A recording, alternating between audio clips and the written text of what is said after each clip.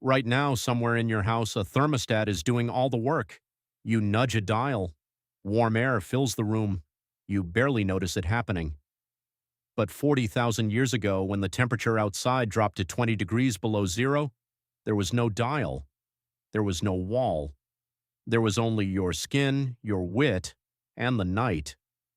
And the real answer to how humans survived that world is far stranger than anything you've been taught in school.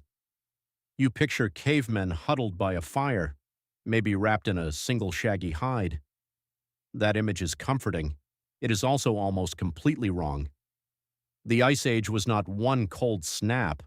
It was tens of thousands of years of brutal, shifting extremes. Glaciers crawled across entire continents. Sea levels dropped over 100 meters. Average temperatures in parts of Europe and Asia sat far below freezing for most of the year. And somehow, through all of it, a small, hairless, slow, weak-jawed primate not only survived, it spread across nearly every cold landscape on Earth. How does that happen? Part of the answer starts with something you'd never expect: thread. Anthropologist Olga Soffer spent years studying tiny clay fragments from Ice Age sites in modern-day Czechia. Most archaeologists walked right past them. They looked like nothing, cracked mud. But under a microscope, Soffer noticed faint impressions pressed into the surface. Tiny, repeating patterns, twists, knots, the ghost imprint of woven cord. Humans were making string, not loosely twisted grass. Actual engineered cordage, twisted from plant fibers with enough precision to hold a knot. And once you have string, you don't just have rope, you have nets, you have snares, you have woven baskets, fishing lines, and most importantly, you have sewing, because string alone won't keep you alive at minus 30 degrees. Fur draped over your shoulders won't either. What you need is fitted clothing, tailored, layered, sealed at the seams. And that single shift from wearing skins to sewing skins may be one of the most underrated survival inventions in human history. Archaeologist Ian Gilligan has spent decades arguing exactly that. His research compares stone tool assemblages across hundreds of Ice Age sites, tracking one very specific kind of tool, the eyed needle. Not just an awl for poking holes, but a needle with a hole at one end, built for thread to pass through and lock a seam shut. These needles start showing up in the archaeological record right around the time temperatures plunge hardest, roughly 40,000 years ago. Gilligan's argument is bold. He suggests clothing wasn't just protection from cold, it was a turning point in human cultural evolution. Once your body is insulated by tailored layers instead of bare skin, you can move into climates that would otherwise kill you in hours. Think about what that means. Your body, stripped of fur a million years ago for a completely different reason, to stay cool while running, was never built for ice and wind. Evolution didn't regrow that fur back. Instead, humans invented a second skin, one you could take off, repair, and improve.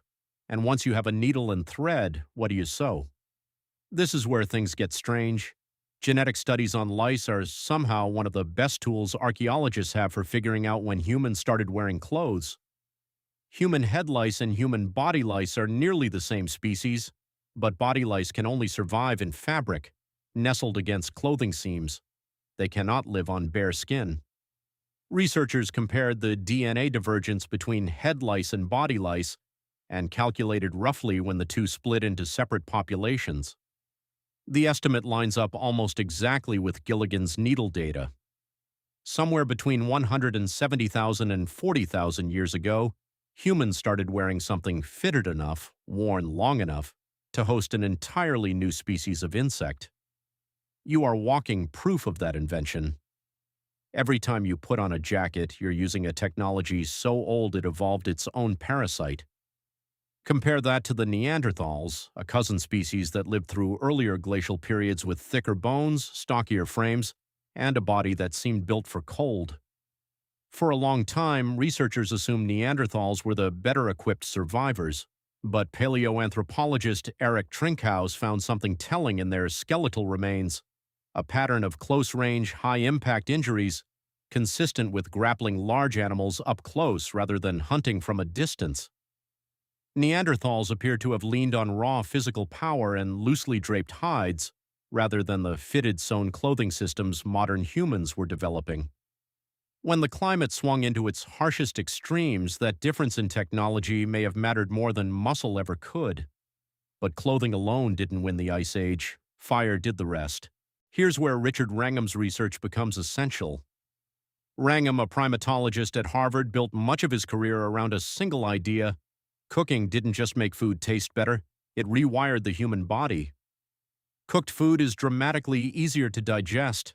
It releases more calories for less chewing, less gut effort, less energy spent. In an Ice Age landscape, that difference is the gap between starving and surviving the winter. A raw root might give you barely enough energy to dig up the next one. Roast that same root over coals and your body absorbs almost double the usable calories. Multiply that across every meal, every day for months of brutal cold, and fire stops being a comfort. It becomes a metabolic lifeline. Fire did something else too. It pushed back the night. For most of evolutionary history, darkness meant danger and stillness. Once early humans controlled flame, the day effectively got longer. Groups could stay awake together after sunset, share food, repair tools, tell stories. Some researchers argue this nightly fireside time helped expand social bonds and the spoken word itself. Warmth wasn't just keeping bodies alive, it was keeping culture alive. So picture the full scene now, not a lone caveman in a single fur, a small, organized group, sewing tailored layers with bone needles, twisting cord into rope and netting, cooking meat and roots over a controlled flame each night, sharing the work, the warmth, and the food. And still, that wasn't quite enough. Because surviving the Ice Age wasn't only a battle against cold, it was a battle against starvation in a landscape where most plants had vanished under snow for half the year. This is where another piece of the puzzle reveals itself, and it's the strangest one yet.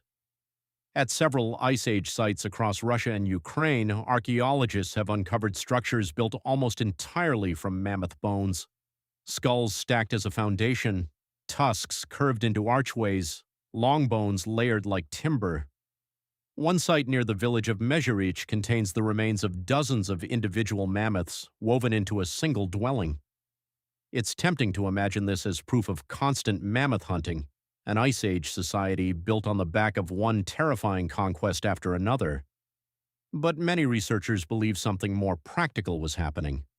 Scavenged bones, gathered from animals that died naturally, were dried, sun-bleached, and structurally sound enough to build with, in a landscape almost completely without trees.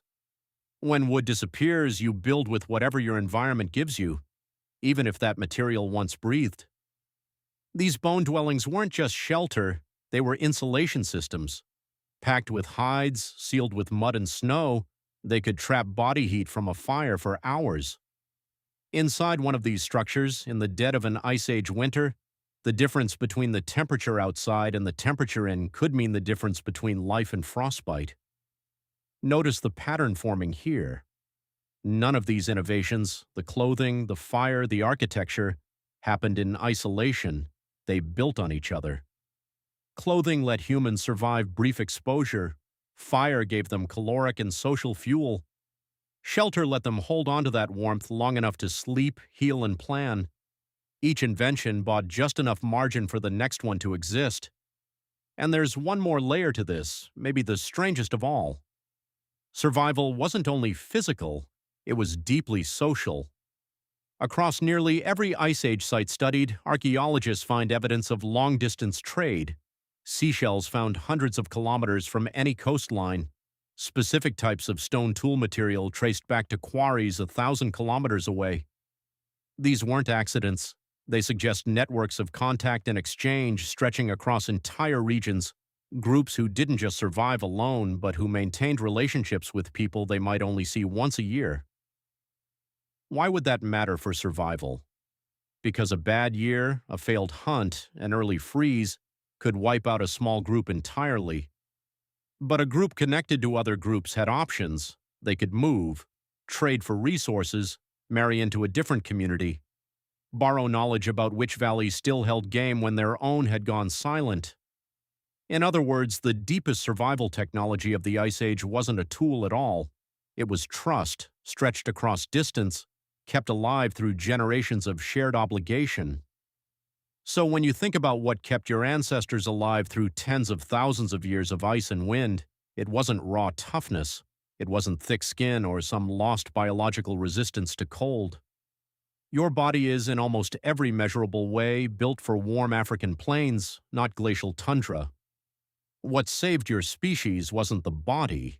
It was everything built around the body: the needle, the flame, the bones repurposed as walls, the strangers traded with instead of feared. And that thread runs in an unbroken line straight to you. Tonight, when the temperature drops a few degrees and you reach for a blanket without even thinking about it, you are performing a faint echo of an Ice Age survival strategy 40,000 years old. The dial on your wall has replaced the needle and the flame, but the instinct underneath it, the urge to layer, to gather warmth, to lean on the people around you when the cold sets in, that instinct is the same one that carried a hairless, sun-built primate through the harshest winters this planet has ever produced. You didn't inherit fur. You inherited something better. You inherited the will to invent your way through anything the world throws at you.